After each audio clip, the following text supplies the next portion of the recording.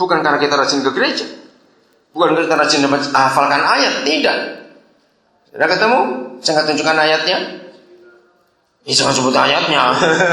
Ya, oke.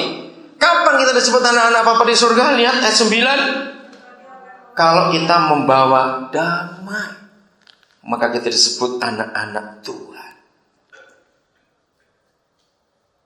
Sekarang kita balik. Kalau kita bawa permusuhan, kita bermusuhan, kita masih punya musuh, kita benci orang, kita sebut anak-anak siapa?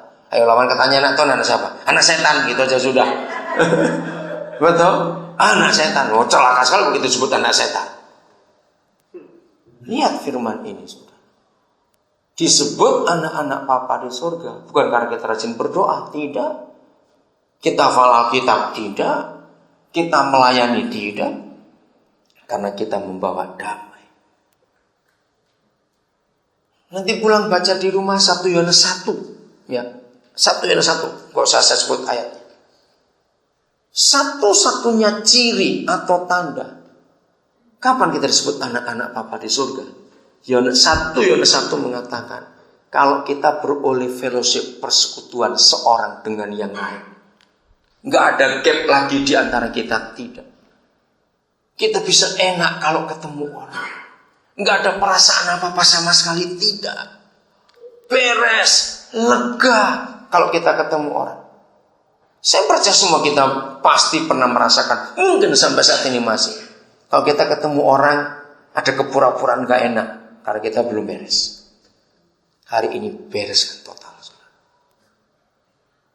Mau? Ya harus, enggak masuk neraka, lu ingetin tuh. Jadi saya gak nawari lagi nih, harus.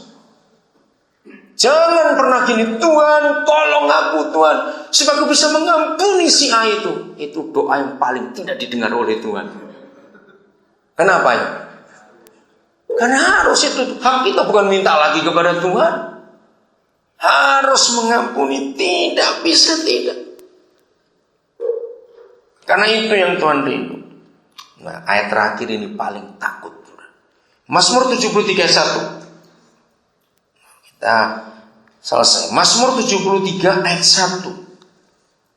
Banyak orang Kristen salah mengerti hati Bapa di surga. Apalagi kalau nyanyi lagu God is good, God is so good. Ya, terus ditantang. Enggak, kita harus tahu hari ini. Ayat ini memberitahukan kita, ternyata Bapa di surga tidak bisa baik kepada semua orang Kristen. Tahu rasa lu gitu loh maksudnya. Kenapa? Ini firman-Nya. Bapa hanya bisa baik kepada siapa? Orang yang bagaimana? Tulus hatinya dan yang bersih hatinya. Inggrisnya bilang apa? Bahasa Inggrisnya? Pure in heart.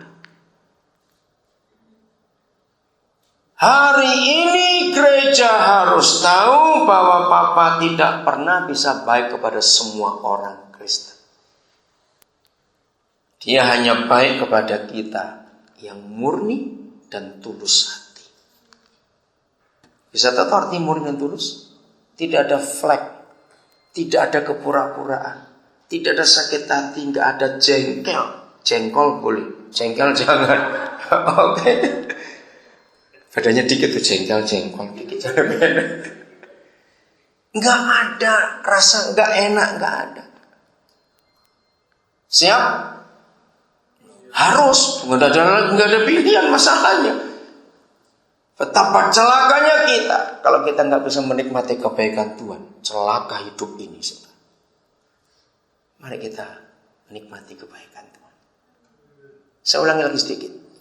Kekristenan kita itu sangat ditentukan hubungan kita dengan Bapa di surga. Kalau hubungan kita dengan Dia nggak beres, kita nggak akan jadi Kristen. Nah, hubungan kita dengan Bapa ditentukan oleh apa tadi? Hubungan kita dengan sesama kita harus beres. Jangan keluar apalagi ke belakang makan-makan, awas. Sebelum beres, Pak Gembala periksa satu-satu Pak Gembala. Duduk di sini dulu, awas. Karena kalau enggak masuk neraka, ingat saudara. Betapa indahnya dunia kalau kita hidup seperti itu. Accept dan saling menerima. Tuhan memberkati kita semua.